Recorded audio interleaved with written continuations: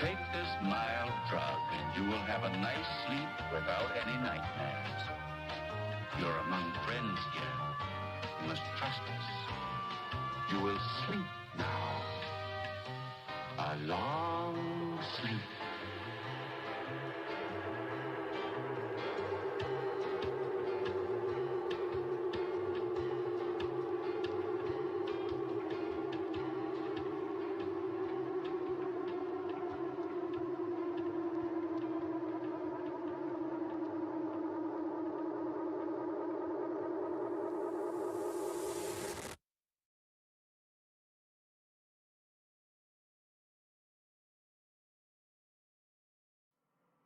We should be live, hopefully, to the internet, of course. It's your boy G-Max. We're back again for Raceface. This time it is the GT4's round 2 at Laguna Seca. And I'm joined again by someone that I had last season, who, special guest, Mr. Ryan Gill. Ryan, how are you doing? I'm doing very well tonight, George. How are you doing? Do I have your audio in? I do indeed. No, I'm doing pretty good. I'm just waiting for our server to come up so that we can jump in. Of course, the driver's briefing a little bit different today because trialing a safety car, virtual safety car. If there's chaos, everybody had to just get told what the process is going to be to rejoin the race and how to restart it. So I'm looking forward to maybe seeing that in action if we have some chaos. I'm not looking forward to having chaos. I'm just saying that potentially that could change the way that races resume, because it allows you to go back to the pits, get your car repaired, and then the racing can still resume at a rate that makes it interesting, Ryan. So, service should be going live in a bit. 45-minute sprint race at Laguna Seca. If you haven't already checked out our sponsors, Resource Complete and Black Ribbon Sims Simulations, let me say the full names. Please go over and like their pages. They're on all the social medias. Looks like our server's going live, Ryan, so we should be good to go in just a second. Let me just make sure that this is connected. Is indeed. And we will just wait for, I think, everybody to join in. I think everybody is going to get in. Make sure we've got all of our bits and pieces connected so that we can do our broadcast here.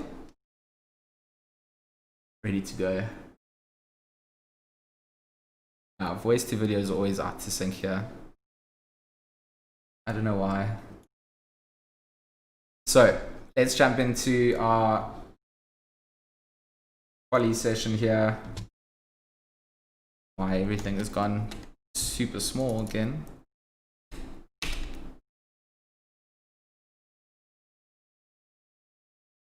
Got a couple of technical issues coming out here. Let me just try and reset them. I'm not sure why our scenes have gone ridiculous.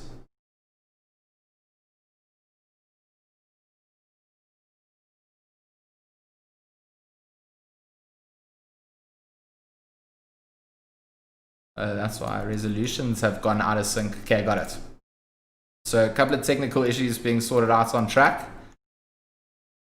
We'll be into the qualifying action very shortly here, Ryan.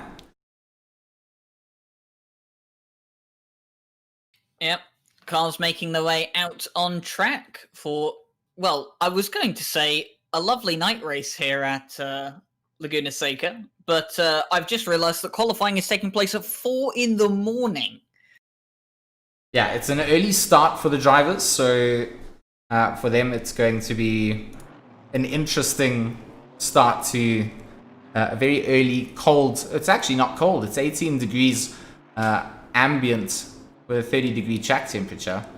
So for whatever reason, the track has maintained a lot of that temperature in it. So it's more just the visual side that they'll be struggling with in the darkness. But you know, I'm sure putting in the practice hours ahead of tonight's qualifying session, we'll be able to see just who's really put in the most effort, and we'll follow along with Hannes van Beek for what should be his first qualifying lap here. I'm just getting everything back adjusted to... Everything's gone a little bit out of sync here, so just trying to make sure that everything's back and alive. So apologize to you guys whilst I just get sorted out. Ryan, can you just give me a heads up on who our front-running car is out on circuits, if you've got that available to you, so we can follow along with them? Don't know. I think Hannes van Beek might be, but not 100% sure. I believe it's the number 24 of Neil Berger, or it was rather, until he met the curb before the top of Corkscrew. So he's not going to be the first car out on a fast lap at the moment. I think it is now the number 27 BMW that we are following along with here. See him come up towards the Corkscrew, and this is a sequence of corners that everyone knows. If you've ever been or ever raced around an American circuit, the Corkscrew, one of the most famous corners, and of course the corner here. But there are a couple more intimidating corners on this track, I've found. Yeah, I always use the reference and I try and stay away from it, but that American Brands Hatch sort of short, very tricky circuit, very limited margin for error anywhere that you find yourself. Not a lot of overtaking opportunities, and really a lot of bullying goes on to force the error out from the car in front. So I think the GT4s here are going to be interesting. Not particularly familiar with seeing GT4s at Laguna, so for me, a bit of a new experience. And I do like these 45-minute sprint races that Raceface throws out. They, for me, are just the perfect balance of giving you that action out on track without it getting into any sort of boring stage for some of the viewers that don't like longer races. So it's nice to have like a little sprint shootout, and I think the GT4s, with just the way that they're designed, make for some nice and close racing out on the circuit. So out on terms of the track times, the 132 did come out from Hannes van Beek. Mark van Rensburg up at the top so far with a 130.471. And Junior McCall slotting into second. So good race coming out from Team Hulk last week. Of course, Wilkin not able to join this evening. So Mark van Rensburg going to be the sole representative member of that squad. Mornay Deploy, he is out here for DP Motorsports in that number 5 M4, putting it into second place so far with a 130.825. But it will be Junior McCall again to go around the circuit to put that 80k Mercedes, number 144, on the side panels, and it does a 129.982. So that's quite quick compared to the rest of the field, Ryan. Yeah, it definitely is. Almost half a second up on the second place car. And the second place car of Van Rensburg coming around the final corner now, in fact, and he's up by 0.4 of a second. The number 31 Aston Martin GT4. He's going to come up towards the timing line now. Lost a bit of time out of the final corner. He'll cross, and he'll be just within 0.1 of a second to Junior McCall. But like you said, George, quite a few of the guys off pace at the moment compared to the likes of Junior McCall, and he's the only driver in the 29s so far. I mean, he's the only driver in the 29s. He's also 0.2 quicker coming up into the Corkscrew. So if you get this part right, you can find a little bit more, and he's done so as well. So an extra 10th granted the way of that number 144. And Junior looking very, very intimidating out here. So he's not letting that space between himself and Van Rensburg stay for too long. And he's going to put in a very nice lap here. Just the final corner to go. He's found a little bit more as well, Ryan. And down the start finish straight, he roars across the line with a 1:29.439. So good enough to keep that pole position for sure. 0.6 quicker than Van Rensburg. His older brother Morgan is sitting in third place. Old Arno Versace down the field a little bit at the moment. He's going to be up on his time as well. He's 1.8 seconds up on his time. Does he get pole position? No, he doesn't. So will slot himself into second in the Retro Esports Rainbow KTM. And last week it was a good fight out from the KTM. Good showing, really. So looking forward to seeing what Arno brings to the table again. As you know, this field of drivers again in the GT4 is all pretty close and competitive within a couple of bunches, right? So they kind of find themselves split out, but the racing on circuit I found last week was just really good to watch. So looking forward to seeing what we get this week. If there's one thing I've learned from watching GT4 races, and obviously I've watched the first season, obviously, and commentated on the first season of the Raceface GT4 Championship. Obviously, at Racing Club International, we've run our own GT4 Championship as well, and I've been commentating on the McLaren Masters Cup, which has McLaren GT3s and McLaren GT4s, and the one thing that all those championships have in common is that the GT4s are always so competitive, and it's always so exciting as well. And you're starting to see that here as well. But one of the things I am kind of it makes me chuckle a bit to see that the trend has still continued, even though it's been a few weeks since I've commentated on a full GT4 race. Is that the trend of BMWs sticking together in a pack along the timing board is staying true to itself. It really is doing that, and we did find that during our stint with some of the RCI stuff, and once again just find themselves stacked up from 6th down to 9th, spread just out by Herbst in that 223 Porsche, and then Neil Berger is also down in this. So a good mix of BMWs entered into this season, and definitely a very outstanding KTM sticks out on that timing sheet, doesn't it, Ryan? What are your thoughts on the KTM, really? The KTM, it's such a, I love to call it a Marmite car, because people love it or hate it. I got you.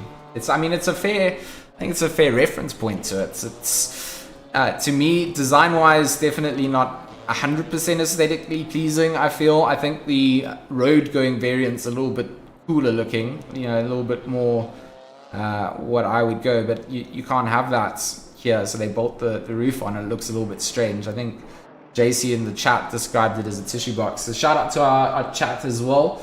There you go, ZA here, keep it clean please. I'd like to actually have a weekend this week, yeah. So Bego doesn't want to do all the stewarding work. Everybody needs to do their best to keep it neat and tidy. Let's put up the timing sheet to see where things stack up at the moment. Of course, the McCalls definitely booting things towards the front and looking to represent hard for ATK Academy this season.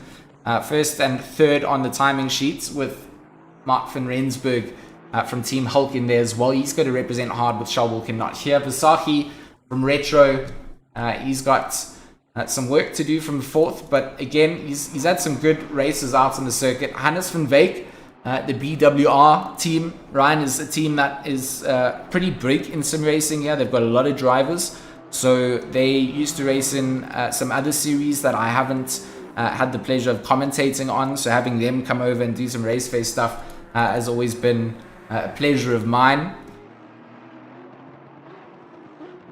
So just giving you a bit of an introduction as well, Ryan, to just some of the teams that we got out here. Kaike Racing, we've seen them before, headed up by Tebo Moloto. He does drive in the series as well, but he's got a couple of quick pocket rockets in his team. Ryan Otten's one of those drivers. Definitely can pull a rabbit out of a hat, so you've got to keep your eye on them. And there's a couple of KKR representatives in the field also starting to build up that reputation of having quite a few fielded drivers, getting big. Good to see a lot of teams out there. Snowville in the chat, Ryan, saying what's up to G-Max and Ryan. Yeah, good evening to everyone in the chat, by the way. Glad to have you with us for, well, the last 8 minutes now of qualifying and what will be a 45-minute race this evening. Or rather, for the drivers out there on track, it's going to be this morning because it is very early in the morning, 4:12, but you can start to see, even though it is just 4 o'clock or just past 4 o'clock in the morning, George, you can start to see light in the sky already here at Laguna Seca. You can. It is definitely a bit of an earlyish sunrise, right? It's the sun comes up and then you've got even worse things to deal with, the sun in your eyes, and trying to spot out your overtakes become a little bit more tricky. I am a fan of the transitioning time periods for sim races, and good to see that Laguna here is nice and early out. I love the lighting in ACC. I think it's highly complementary, and I think that it just adds to some of the immersion as well. So good qualifying coming out though from Junior. I mean, he really hasn't had to do too much. He's just been able to sit in the pit box, but Arne Versace here, he's 3/10 up on this lap and potentially going to put that Retro Esports KTM on the front row of the grid if he can. Junior parked up, might have to get back in the car down through the final corner now onto the start finish straight. He's got a very good time here. I think this is going to be good enough for pole position for Arno Versace, and it will be a 129.391 comes out from the KTM. So love it or hate it, as Ryan said, the Marmite car, we'll call it the Marmite team. This is what we want to see. So Snow in chat, he's a proud father now. He's just had his daughter born, or she's just been born. So a little shout out to Ashley, a sim racing legend in the making, hopefully, trained the right way. We like to interact with our chat, so if you guys do want to shoot us some questions during the race or during any phase, feel free to get in there. Feel free to shout for your favorite drivers. Let us know who you've got your eye on, who you're supporting. Mark van Rensburg towards the front. Let's see if we can go down the order with a couple more drivers and see if we can get them some speeches, or some features, should I say. Guillaume Mutin, Guillaume is driving for KKR. Again, like I said, you'll spot a lot of these cars in the pit. Let's spot some cars that are out on circuit. Mr. Warren Sheehan for WLS Racing in that number 46. Mike McGeer, another BWR team driver in his M4. Stefan Herbst in his 223 Cayman, which to me is one of the prettiest stock paint jobs I've seen on a car in a long time. And I'm not just saying this because it's a GT4 Cayman. I'm saying it just because I think it's quite good looking, Ryan. I tend to agree, George. It is really nice. I mean, I like the GT4 Cayman a lot. I mean, we've always had a bit of jokes, haven't we, on previous races, how you're a Porsche fanatic and I'm a Lamborghini fanatic, and we've always had those little headbutts with each other about our cars. But no, the GT4 Cayman, to me it is one of the most appealing cars on the GT4 grid, in my opinion. It's still not better than the Camaro, which I'm quite sad to see that we don't have any out here tonight, but yeah, to me, the GT4 Cayman, it is a very nice looking car, and of course, Stefan Herbst's livery is very nice as well to go with it. I'm so glad that you agreed. We didn't have to fight each other over, why you're wrong and I'm right. It's just an agreement point. And Tebo Moloto, like I said, the frontman from KK Racing, is going to go and put his number 808 up into 12th place. So good to see him getting a time in as well. Not a lot of time left on the circuit. Hannes van Veek from BWR running a little bit wide there, going to invalidate his lap. Was up on his lap time as well, so going to be kicking himself a little bit. Going to be able to get another lap in though, from where he is on the circuit, so not going to be the end of the world. Out in the chats, we got Martin Yabert shouting for BWR, as is Peter Grayling. We've got Jason Isherwood, of course, shouting for Arno, the front man from the Retro Racing team. So good to see him in the chat. JC also there shouting for the tissue box. A little bit of bias, nothing wrong with that. Good to see everybody out here. Bago welcoming the BWR boys, joining Raceface. Yes, absolutely. Raceface, of course, season 1 or season 2 of GT4 is brought to you by Resource Complete and Black Ribbon Simulations. If you guys haven't liked their social media pages, please go and do so. If you haven't left a cheeky like on the stream, that would be great as well. If you didn't like it, you can also leave a dislike. I saw last week we had a dislike. So obviously someone genuinely, I guess, disliked it. But, you know, we try and bring you the race action as best we can and how we see the race going. And we enjoy hanging out with you guys in the chat. So if you could do us a solid, leave us a like, give us a share. Let everybody know about the sim racing that we do. If you want to get involved, of course, we've got the Raceface Discord. And from there, you can pretty much join up with any of the leagues. You can also check out Raceface Speed Labs, which of course is a really cool driver initiative that gives you some real driving tips and techniques out on the circuits, as well as some tips on how to really get the best out of your car setups. Jordan Sherritt and of course Bruno Kadili leading out the way there and giving you the best race coach action that you probably get in South Africa. I know I'm biased because I do stuff with Raceface, so I feel unashamed in you know, calling it how it is. I've seen the results. I've seen people that have gone through the process and independent adjudicators, should I say. I mean, Mike Jones from RCI, the most cynical and critical person that you would find, Ryan, found that it was beneficial to him. So, you know, if Mike Jones finds some benefits, and he is the most cynical American that I do know, and you know, it's a good transition as well for RCI because I've got you here, Ryan. That's where, you know, you and I do things together. We've got our 12 hour of Bathurst coming up on the weekend on Saturday, and you've just released the race program for that. So, I mean, if you guys want to check it out, I'm going to pop a link to it in the chat. That of course is taking place on Saturday. So just wipe your weekend and get prepared for some good race action. Of course, tomorrow night we bring you the Raceface GT3 action out here at Laguna Seca for the 80-minute race. It's just jam-packed, isn't it?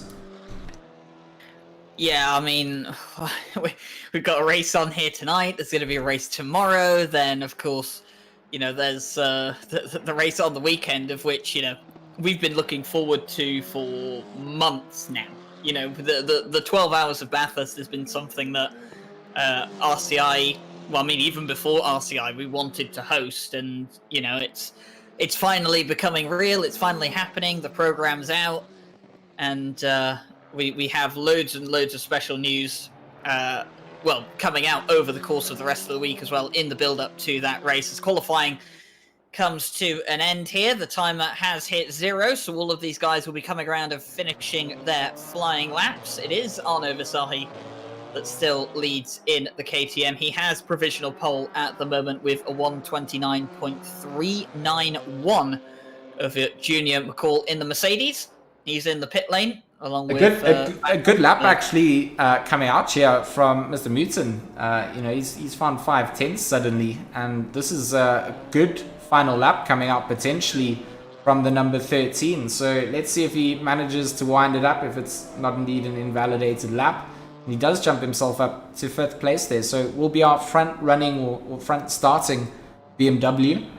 I don't think anybody else on the circuit's up on their times. I mean, Arno Visahi again is up on his time, like to rub salt into the wounds of his victims at this point as the clock strikes 4:20 a.m. Always makes you feel better if you're on pole and you can go quicker. Makes you feel, well, makes your opponents feel like you're untouchable and you're showing off. And that's something that Arno Visahi will want to throw down a gauntlet, and he does throw down a gauntlet. It's a 1:29.0 for pole position from the KTM. And what an incredible lap time.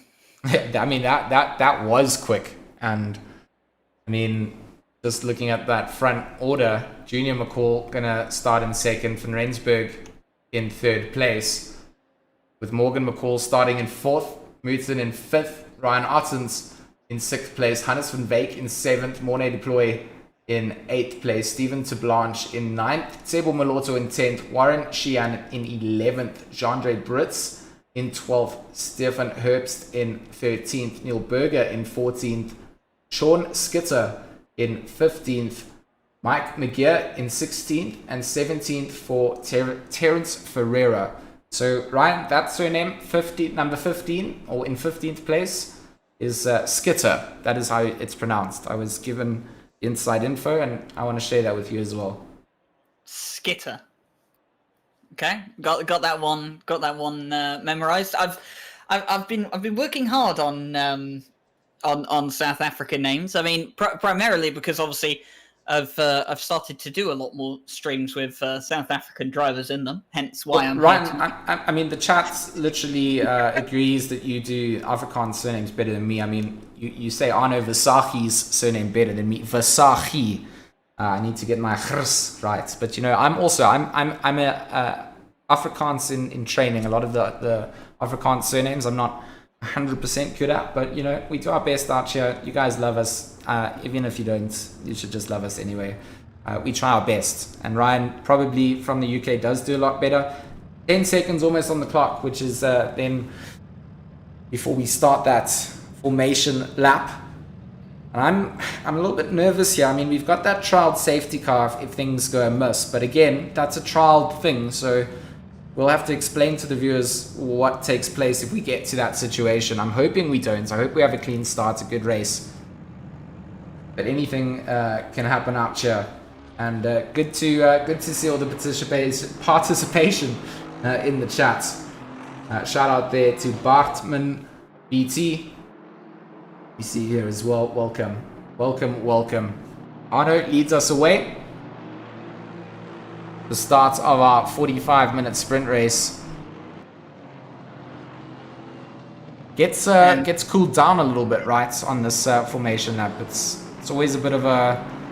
I find it's not quite... It's good enough to start the race in ACC, but I don't feel it's good enough to do much in terms of getting the cars up to any sort of temperature, especially without those tire warmers on these GT4s. You really need to start getting up to speed as quick as possible. So this outlap really doesn't help the GT4s and means that they have to be very careful coming down into that hard braking zone into T1.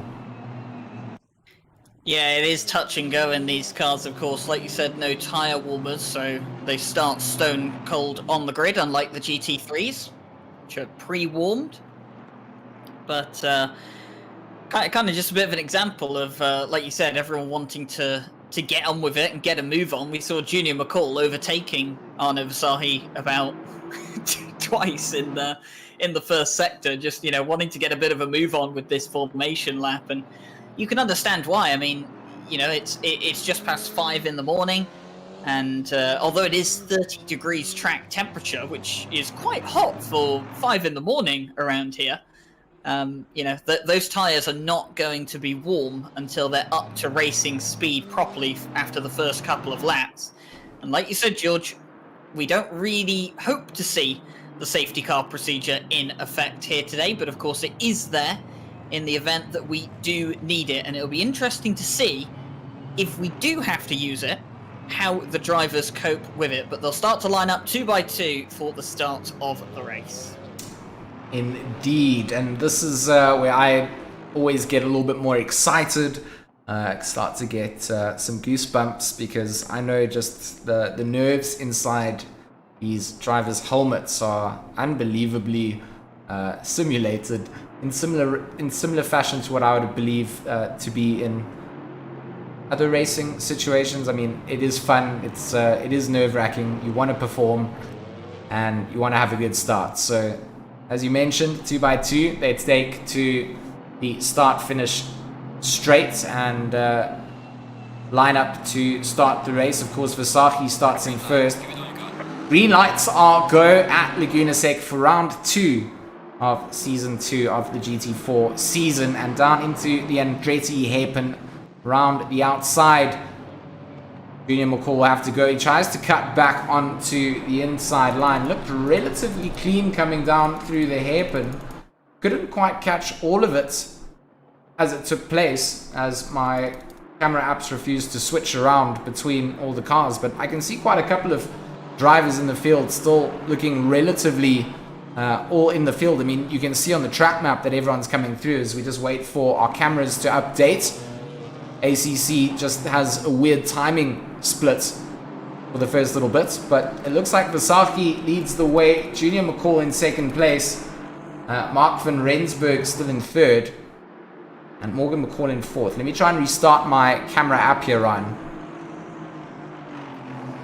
Yep, whilst George is on that, I'll keep you up to date with what's going on. And what is going on is that Arne Versace is under pressure from Junior McCall.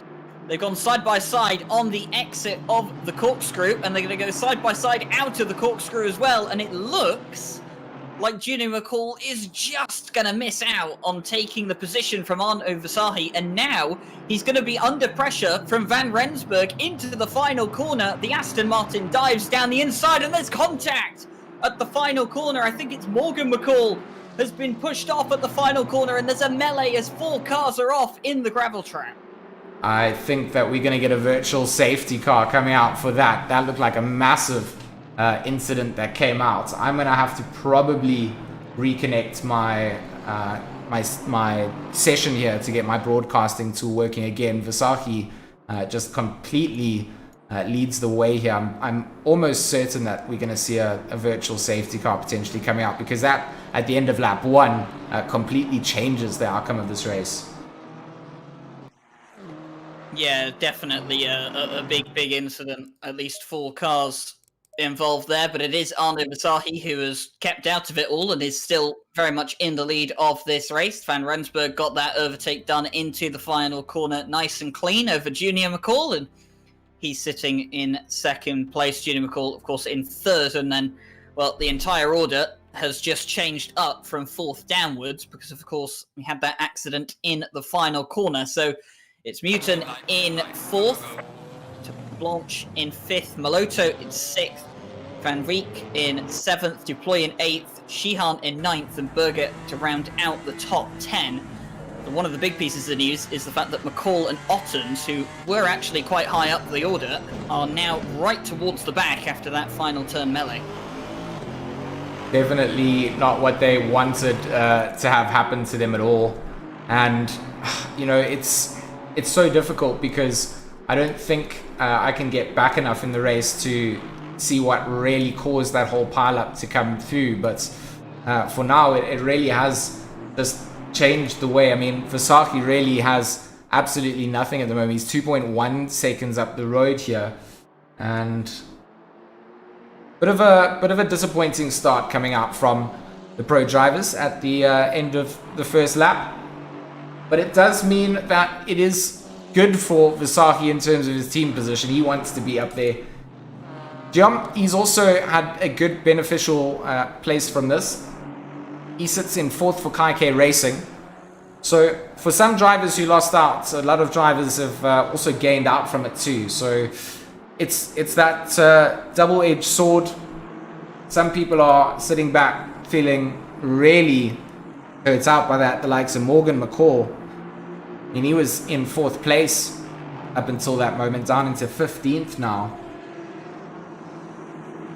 Yeah, I've had a quick look through the replays in the meantime, George, and I can actually bring a bit of light to what happened there for anyone who maybe didn't catch it and didn't quite see what had happened. What happened was Morgan McCall went deep into the final corner, must have missed his braking point. And then, of course, Ottens went for the inside line, went for the normal racing line to try and get underneath the likes of Morgan McCall and get past him. But, of course, McCall had just cut back onto the track. 2 into 1 doesn't go. And, both of them got sent spinning. And at that point, it was just who could miss them and who couldn't miss them, basically, to decide what was going to happen at that final corner. Unfortunately, 2 extra cars getting caught up in that incident. So quite a shame, obviously, but as from what we've seen, no virtual safety car called out, so race control have obviously decided that it wasn't really worth bringing out the virtual safety car for that incident at the final corner. You know, I suppose not enough cars caught up in it, potentially from them to make that call saying, you know, the racing can continue. Not enough drivers impacted for this to come out. And that then does play into the hands of Versace. So the official judgment comes down.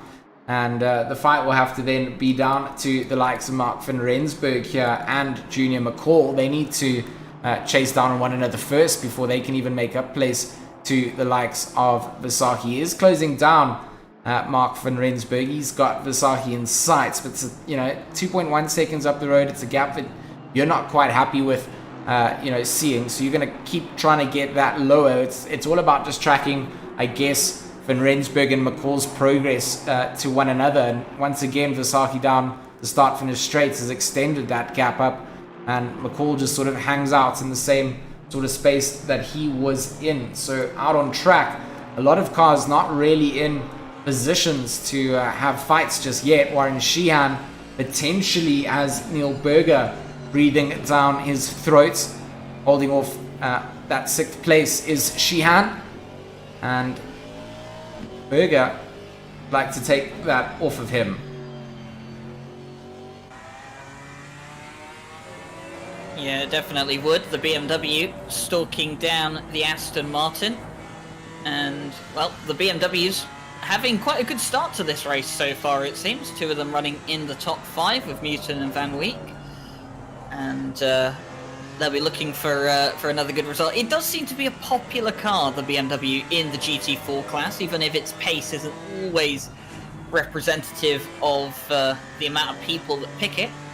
Kind of relates a bit to the Porsche GT3, except for the Porsche GT3 is a very, very good GT3 car, whereas the BMW M4 does seem to struggle a bit with the GT4 BOP that is currently in place. So it looks like down the back here, Herbst has Skitter from EKZ in that Audi. Pretty close and within shooting range. Skitter looking to find a way past Herbst in that 223 Cayman. And battle on track between the German manufacturers. Late on the brakes is Sean Skitter, so he's definitely finding some time. And this is good old racing in the mid-pack that I talked about. These guys not really looking to have been too impacted up in front there. It looked like it was a pass coming out from Berger or Sheehan, and Berger trying to dice it out. So in the mid-pack here, we just have to follow it all the time. These guys are looking to change up those positions all the time. And of course, is that Morgan McCall also starting to make his way through the order? It is. He's getting his way up and starting to chase down. And drivers in front of him probably going to just be making room, I think. Knowing that he's probably out of position, it's not worth them fighting with them for too long. I say that, Ryan. But position here, McGee on the inside has given it up to McCall. I thought it was going to be a bit of sideways action through a corner that definitely doesn't yield for good results from it. Oh, Sheehan, big off from Sheehan. And he has made a mistake of that, indeed, Ryan. Yeah, he has, and he's just kind of reversed a bit onto the corkscrew. I was a bit concerned when I saw him reversing back onto the track. I thought, oh no, this is not the corner you want to be reversing back onto the track. Of course, the corkscrew is completely blind as you come up to it, and here we're going to see what exactly happened to Sheehan. Does he just loop it? Yep. So easily done in a GT3 and a GT4. Does well to not hit the wall, though. No significant damage going to be done to that car. Ooh, that reversing, though. The reversing there definitely going to be a bit of an ooh moment if anyone was coming through. They won't be too impressed with that. Sheehan won't be impressed with himself for looping it up there. Definitely a hard corner to have to take, and we see McCall gets through that whole bunch of cars relatively simply, and Herbst then still has to hold on. So McGee, he's done well to let the likes of McCall come through and still just keep his battling position here with the likes of Herbst. It is all about that pressure that you put on, and you can just see how much pressure that M4 is putting onto Stefan right now. and good, hard, close racing in the GT4s. Is like, this is what we want to see every day of the week if we could. Yeah, for sure. The GT4s, they do offer such close racing sometimes, and we do often see this from the slower classes. And I think Morgan McCall is probably about to make a move on Skitter in the 313 Audi. He's all over the back of the Audi GT4, and he's all over the back so much that he's having to go off the track sometimes to not run into the back of the Audi. Of course, this is the corner where he missed his braking point and unfortunately got into a collision with Ottens, who, by the way, I've seen in the race chat from Bertus Hugo saying that car 64, which is Ottens, is under investigation for the collision with car 199. So obviously there's going to be stewarding inquiries into that incident for sure, which we expected, but of course we got confirmation of that right now as Morgan McCall looks to make his way back up the grid into a much more, or should we say, relative position to where he should be on track. Indeed, he finding himself down the order definitely doesn't work out for him, and he's someone that won't accept that sort of fate. He's doing a good job to just make his way cleanly up through. I think that Sean Skitter is going to put a little bit more of a battle on the hands. He's not going to just move over to let him through. I think that Skitter here is fighting for positions well within the top 10 and well deservingly so for EKZ. So good to see his car placed here, the 313 Audi, having a good drive and going to make life very difficult for the likes of Morgan McCall.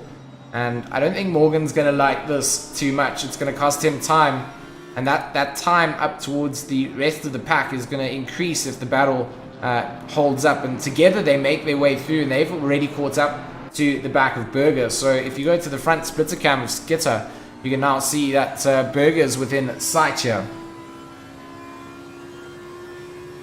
Yeah, the BMW number 24 in the sights of the 313 Audi, and of course Skitter doesn't have to move over for Morgan McCall. He's well within his right to defend and race for that position. And well, we do often say that, you know, sometimes it's better to let someone go and, you know, make sure that you don't hold up their race, you don't hold up your race if it's going to benefit you in the long run. But obviously Skitter at the moment deciding that it is worth holding up Morgan McCall. Maybe he feels confident enough that he can finish ahead of the 199 Mercedes, as we see a stop and go penalty being given out to Sheehan in the 46. So I think rather unfortunately for the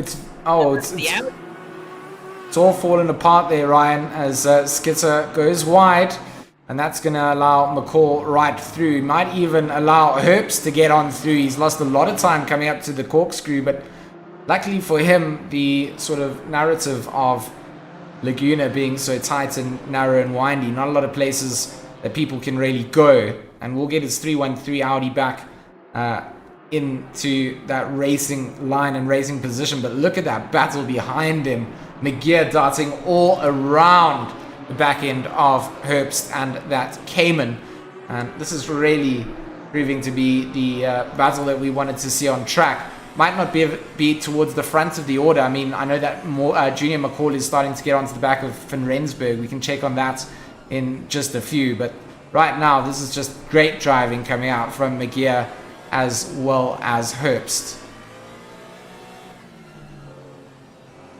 It is, and well, remember that Malotto is on the back of this pack as well in the 808 Aston Martin. So he's decided that he wants to get in on this, as well as the Cayman gets on the sand, and that's going to unstabilize him. That's going to give the advantage to McGear, and he's going to have it well within his right, or is he? Oh, he's gone wide.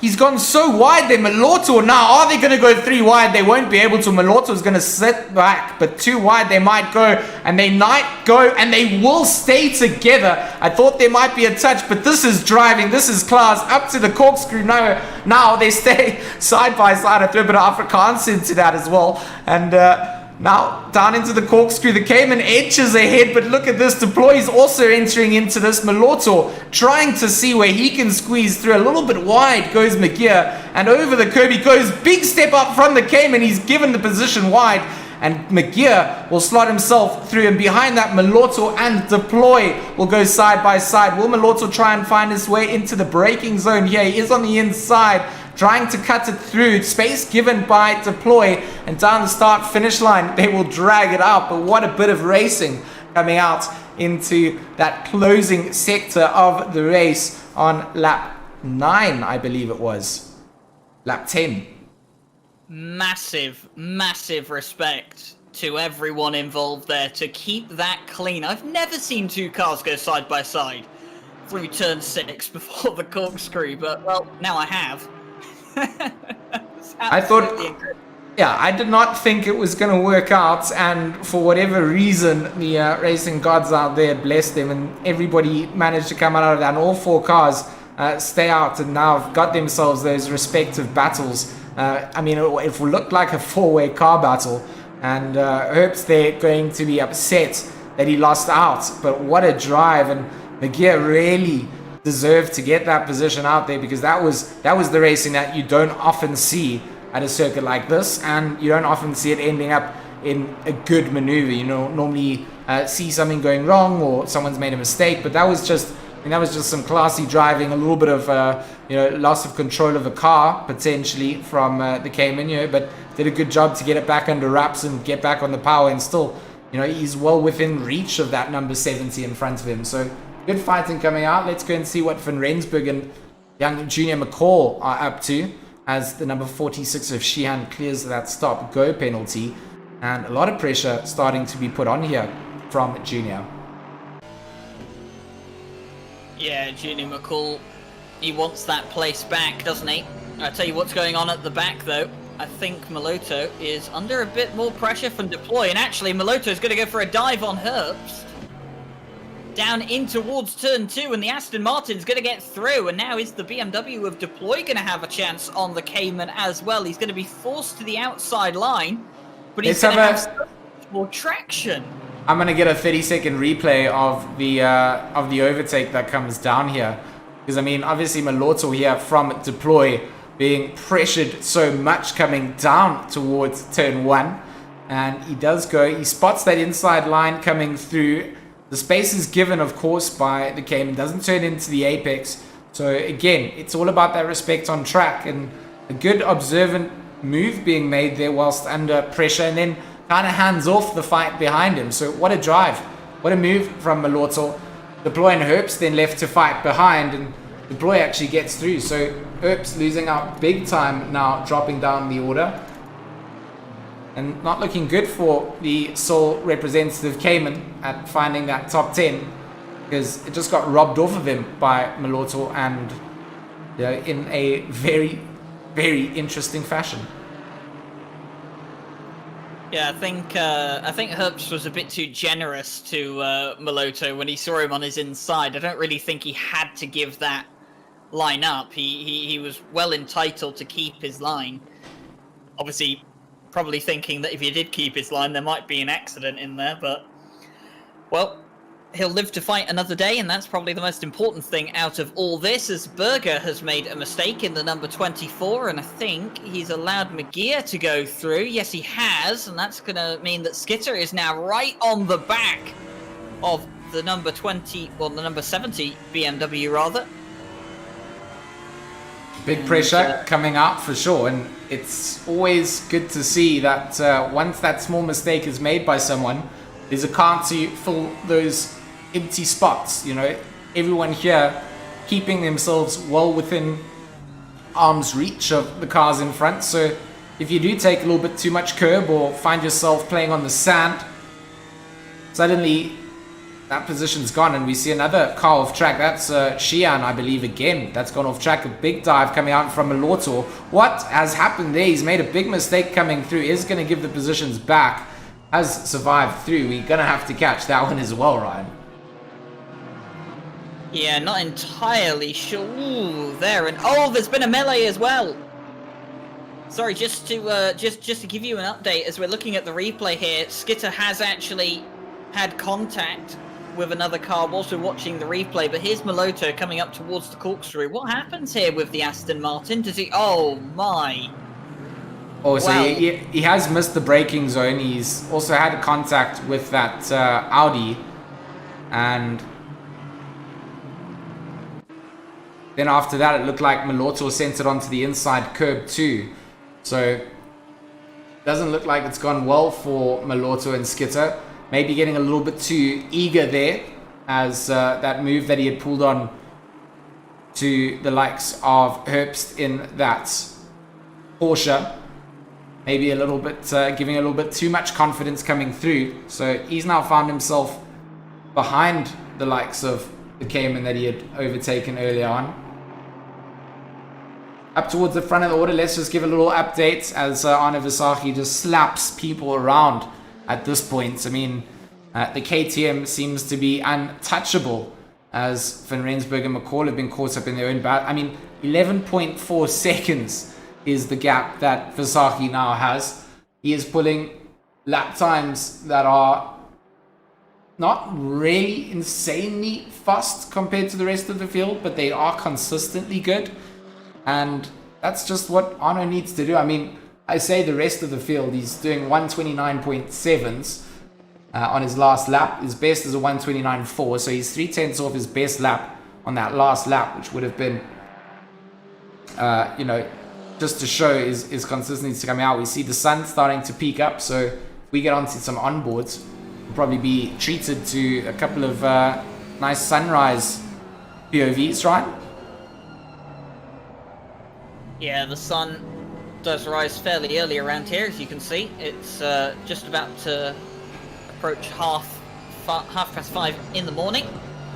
And I think it's actually on the other side of the circuit that you'll probably see the sun more. I think it's usually on the start-finish straight that it becomes much more apparent.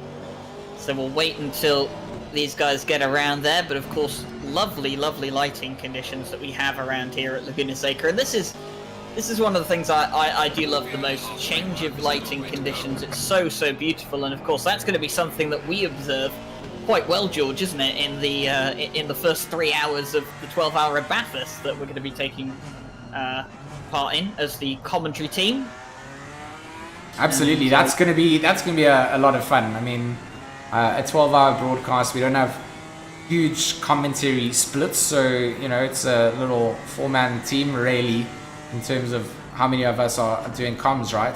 It's just the 4 of us.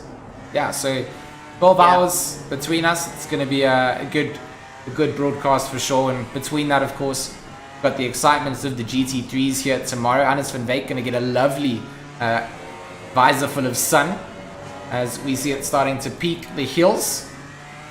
And the Cooper Tires Bridge goes Mutin in 5th place. Morgan McCall done well to get himself up to 6th. He's also going to get some of that sunlight, get some of that good vitamin D. Photographer's dreams. What do you get from the sun? Vitamin? I'm not good with vitamins or the sun, to be honest. I stay inside. Vitamin D. We got this. Thought then I was going to be told that I'm giving people the wrong vitamin advice. Neil Berger in 8th place for the BWR. 9th for Monet Deploy for the EP Motorsports, and Terence Ferreira not in the top 10. It's Ryan Otten's in the top 10, both from the same team though, of Kaikei Racing. So the top 10 looking good, and just been enjoying some of the onboard POVs. Look at that. That's not the place you want the sun to come up either. One of the trickiest corners at Laguna. Off camber, up the hill, throw it in, hope it sticks, miss the anti-cut curve on the inside, and then wrestle the car around for the hairpin. For the corkscrew. So a lot of tricky corners. Yeah, and we've seen a couple of mistakes being made by drivers.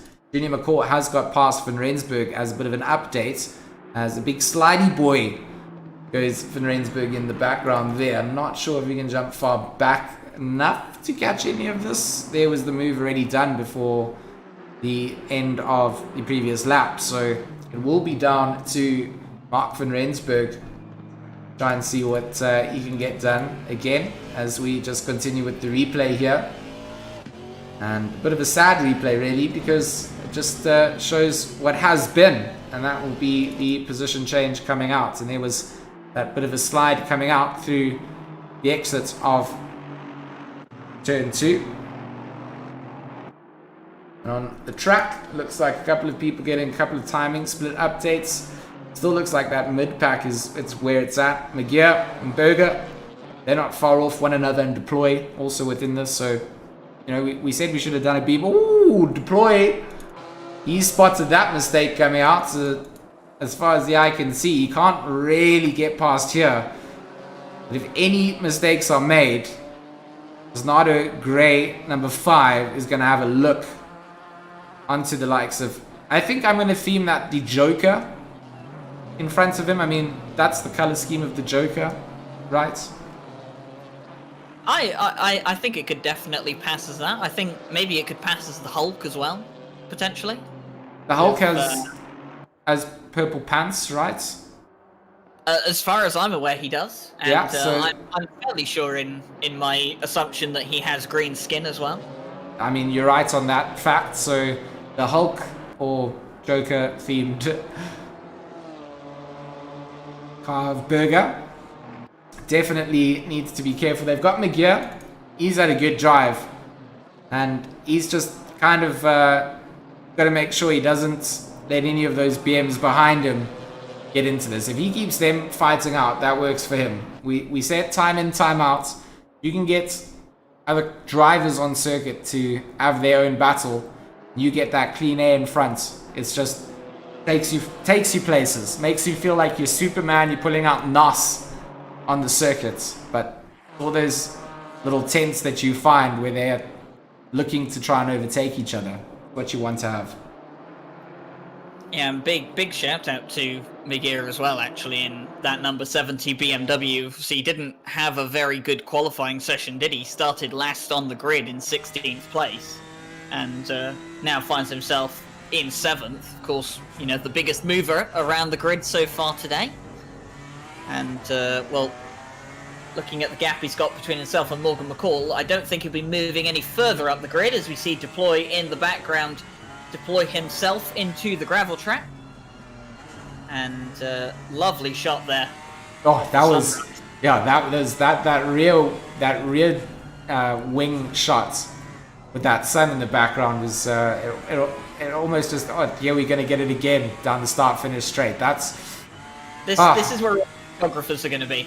This is where you want to be at, and just stunning shots coming out from the circuits. And of course, we've just hit 5:30 in the morning, so plenty to do as McGear goes very deep, and with very deep, as we'll see Berger then able to slot himself through. Ottens not able to get past, but big mistake coming out then. Not really where he's made those mistakes, McGear. He's made up positions through there, and now he's got Ottens putting on a lot of pressure. Those small little mistakes can just be so costly, can't they? Oh yeah, for sure. And well, you're about to see Ryan Ottens maybe have a shot here, but no. And whoa, look at that. Absolutely fantastic from the front splitter. But the Aston Martin is going to have a go on the BMW up towards the corkscrew. No, thinks better of it, more reserved, but McGear has moved the braking zone, and he's gone off, and that's going to gift the place to Ryan Ottens, and that's going to bring Deploy back into place as well. In fact, it was just after the corkscrew on the exit that Deploy lost it on the previous lap. Well, now it's McGear that loses it at the top of the corkscrew, and now they find themselves right with each other. I mean, is McGear struggling with the braking at the moment? The Andretti hairpin was a tough point, and now the corkscrew all on the same lap. I have to keep an eye on it to see what's quite happening there. Maybe he's struggling to just spot out his braking points at the moment, but he has managed to get the Andretti hairpin better this time around. But definitely some mistakes coming out and costing him a lot of time on the circuit. It is a track that does wear out your brakes much quicker. Obviously, I don't think that's quite what's happening here to Magir. I mean, we're only 30 minutes into a race, or 50 minutes left to go. But we've seen, you know, the brake pads that they use for these kind of races. Brake pads 1 can easily go 90 minutes into a race, but I think it was when Intercontinental Pack first came out, when we first came to Laguna Seca, I remember a 2-hour race that I had at Laguna Seca, and nobody was running with pad 1s at all, despite the fact that every other circuit you could probably get away with pad 1 in a 2-hour race. Laguna Seca was kind of the outlier to that, as Deploy is all over the back of Magir's BMW. And he's going to have a look on the inside. That's going to put him on the outside for the penultimate corner. Is Magir going to fight it? It looks like he is now. Deploy will have the advantage. Inside line for the final corner. Is he going to have a look on the inside? Yes, he is. He's going to jump over the curb a bit. And that's going to compromise his exit. As we can see Blanche behind in the number 92 Aston Martin. He's looking interested in all this. He's thinking, okay, guys, you know, you're going to have a go at it. If you take each other out, or one of you gets thrown into the gravel trap, I'm ready. I'm here. He's just staying opportune and waiting, isn't he? And some good racing between these two again. As the defense from Magir just has to hold up steady and fast for the next 13 minutes. He knows that on the clock, the time is getting down into the closing phase of that race. That last 10-minute push. Doesn't matter whether it's a sprint race or not. You know, it's always that last 10 minutes that people do push it out. And we see Skitter going to go and clear that stop-go penalty. That's going to drop him down to 15th place. So not quite sure what he picked that up for. But he will go and clear that nonetheless. Very wide from Deploy to Blanche. Easy drive through. The Aston Martin will now begin chasing down another BMW in front. That number 70 of Magir will be there. So one small mistake, like you mentioned, Ryan. You got to be in it to win it, and lots of these drivers getting those free positions handed to them. Yeah, this track is, you know, very similar to Brands Hatch. Dare I say, is that, you know, overtakes here, you know, they can be made. I mean, the same way overtakes can be made at Brands Hatch. A bit more likely here at Laguna Seca, as you've got a few longer straights and more opportunities, but it is definitely a mistake, you know, prone track for overtakes, and you know that's a lot of what we've seen out here today. I mean, we've seen quite a few mistakes in the last few laps as well, and it's one of those circuits that for beginners at least, you wouldn't really want to throw them on this kind of circuit, or Brands Hatch, to be fair, as well. This is the kind of circuit that, as a beginner to sim racing, you know, you'd probably get put off sim racing if one of those two tracks were your first tracks in sim racing. But you know, even for more experienced guys, these tracks are definitely challenging. And of course, we've seen Junior McCall. He made a bit of a mistake earlier on in the race. We saw his brother Morgan McCall make a mistake earlier on in the race, and he's paid heavily for that, of course. Went all the way down to the back of the grid, now worked his way up to 6th. But this is definitely one of those circuits where you're just going to keep getting caught out. And speaking of getting caught out, I think Magir has made a mistake as well in the number 70 BMW, because Blanche is now past him as they come through the corkscrew. So the Aston Martin benefiting from 2 BMW mistakes on consecutive laps. It's all about just waiting and baiting it out, and I think Blanche there has just shown that he's been making his way up the field and taking positions of people that have made those slight errors. We didn't quite see what yielded the position change, but you know, you can just assume what went down. We see another place here. This is Ryan Artens and Neil Berger, BWR versus KKR Racing, KK Racing. Can't add too many R's in there. Then we have Racing at the end of it. But Berger has got to defend this position for 10 minutes. And against Ryan Artens, that's not going to be easy. Talented driver, very quick on circuits, and has the ability to feel like you're being bullied. Knows where the lines are. He runs a little bit wide, kicks up some dust in his wake, and will lose a couple of tenths down into that next corner. Of course, Berger then get a little bit of breathing room out there. There's nothing worse than watching someone come up behind you, do the exact same things that you're doing, except they're going a second a lap quicker than you. It's absolutely heartbreaking, but there is reasons why it happens, and obviously you can start to look into those reasons with lap analysis and driver coaching and stuff, to try and help you get quicker. But some people just seem to have a natural talent for it. They just know where to put the car right from the get-go. They know when to put the throttle down. They know when exactly to hit the brakes. And the fact that they can do it lap after lap after lap for hours on end is what separates them from the rest of us. And that's the kind of performance you're seeing out here from the number 94 KTM of Arno Versailles at the moment. 23 laps. And, 23 laps down, he's been absolutely untouchable. 17.8 second lead over Junior McCall in the 144 Mercedes. And it's been the kind of performance from Arno Versailles that would make you think he's racing in a completely different class on his own. But do not underestimate the work and the quality that driver's got behind it.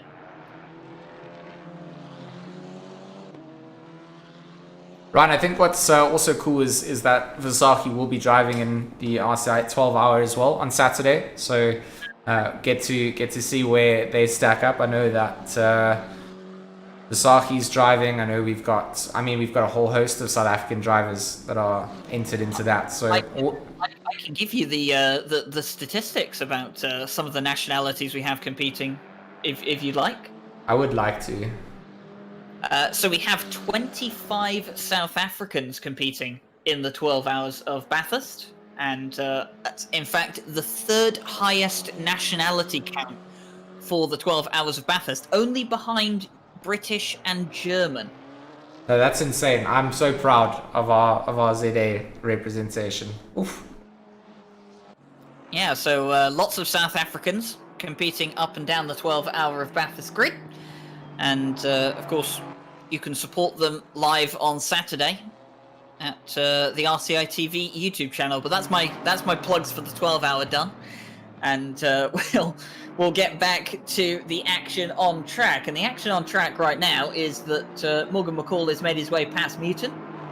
And he's put himself up into 5th place as the sun continues to rise and the clock continues to count down. Yeah, Muton is in a good place for himself and Kai Racing. The likes of McCall, a driver that should be up battling against Versailles, I feel like, really sticking it to him. His younger brother wasn't able to get through the likes of Van Rensburg early enough, and we haven't really been able to test Versailles at all. So, for the moment, Morgan's had to have a big recovery drive and done well to get himself into the top 5. Those points are going to go a long way to him. But it is a difficult championship. Didn't have a great race in the opening round. And definitely not the start of the season that he wanted to see, considering he did win the first round of the season. Morgan came out in 2nd place last week, I think. He should have potentially gone and got a win as well. As far as I understand, I don't think it was Junior have a good race last week. I don't think he did. He came out in 5th place there, so good race then coming up from him. And when I say good and bad, I just know that the McCalls hold themselves to a standard of 1s, 1st and 2nds, a bit like the Mercedes F1 team out on the circuit, always looking to push and come out. So Versailles looking to make it back-to-back victories here, and we might even be then on route towards seeing our first hat-trick in the GT4 season. So don't want to curse anything, 5 minutes left of racing, but Versailles really is race to lose at this point. In terms of the driver standings, Van Rensburg, I believe, finished 4th last week, so 3rd for him here is good. Team Hulk will be up on the podium, unless Van Veek can maybe answer back on that, but I think that the BWR Griffins are going to be happy with this place at the moment in 4th place. Again, every week, right, Ryan, you're going to try and improve time in, time out. And I love this comment coming out from Bego ZA in the chat. Says, is that why Arno is so far ahead? They let him go so they don't have to look at it. And he's referring to the KTM. He's not a fan of the look of it. So he said earlier, and I'm gonna try my best Afrikaans for this. He said, "Yer, that thing is fugly." So the yer is my Afrikaans parts, which is I probably went over the top. Thanks. Yeah, it's a good description if you're not a KTM fan. I don't hate it as much. I'm a big fan of the colors because I like bright colors. I think I've always said the Miami retro esports vibe is something that I like. Not a big fan of the banana yellow dabbled on it, but it is what it is. I think there could be some more complementary colors, but 20.2 seconds ahead is this man in the Batmobile tissue box, and he really loves it, and that's what counts. You know what it kind of reminds me of, and I'll probably never see this KTM the same way ever again after I make this comment, but it kind of reminds me of the lilos you find out at swimming pools on the beach. You know, the ones with the multicolored on them? They've got one primary color and loads of accent colors. That's fair, yes, I know exactly what you're talking. The little ring to help you swim in the sea, even. I got you. A little floater device. So Isherwood probably not going to be a fan of that description. Probably JC also going to hate the retro non-love coming out, but it is what it is.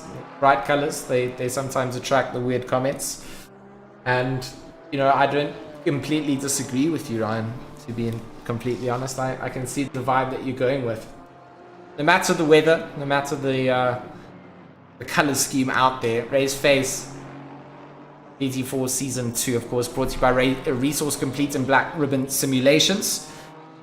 Out here at Laguna Seca for the second round, and we'll be out here for the GT3s tomorrow night. But a bit of a spread out start, I would say, because of the incident that happened at turn 1. I think that took out the action that we'd have seen from perhaps Ottens and Morgan McCall. Would have maybe seen what happened with Visagie, but it is what it is, and it's been a good night of racing so far. 2 minutes to go on the clock. Had a good time out in the chat. Do you guys have any drivers of the day that you want to have a vote for? Just give me a driver of the day. We're going to have Jason coming back and hate us. Noah Hendricks in the chat as well. He gave me 8 out of 10 for Yera. I'm very proud of that. Thank you. Bago said it was brilliant. Great looking car. Better paint scheme, says JC. He's a bit biased on that regard. Bago says, reminds me of a Bugatti EB110 from the front. In potentially retro colors, strong on the tissue. Listen, that banana yellow wins races, says Jason Isherwood. So lots of chatter going on in the chat box. We love it. We love to see you guys here. Thank you for joining us. If you haven't, smash like on the stream. Share it with your homies. Share it with your family. If you have significant others, get them to like it from their device as well. Make them sign in with that Google account. Just get us all the likes, get us the shares. We love what we do, and the racing here has been always a pleasure to broadcast. Of course, joined by Ryan Gill from the UK and fellow commentator at RCI.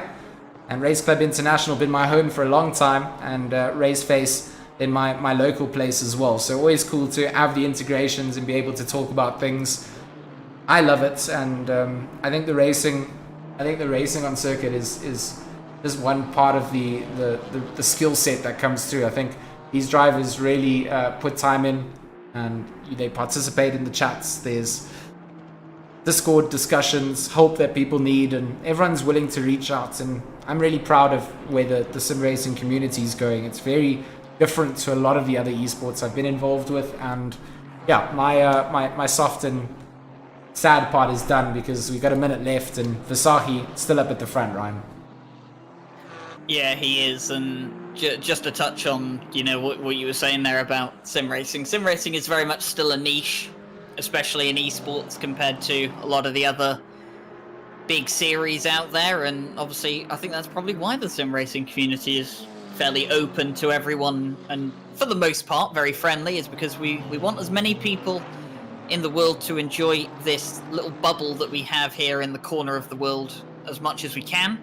And of course, we've seen it grow so much over the last 12 months due to the world's current global situation. But I tell you what, a man who's seen this race and his performance grow over the course of the last 45 minutes, is coming round the final corner, and he's going to win at Laguna Seca for round 2. Arno Visahi in the KTM dominates at Laguna Seca in the desert, and he'll collect a very, very handsome rack of points for his troubles. Junior McCall, well, he had a bit of work to do, didn't he, in the first part of the race, but he is going to come round the final corner to collect second place, so a good finish for Junior McCall. And then Van Rensburg, he had the ability to go toe-to-toe with Junior McCall at the start, but couldn't quite hold on through the rest of the race, but he will round out an impressive podium. A good podium, in fact, coming out there from Van Rensburg. Lucky to hold on, and I think battling with Junior for a long time, he realized that at some point that wasn't going to always work out. Hannes van Veek from BWR Griffins crosses the line for 4th.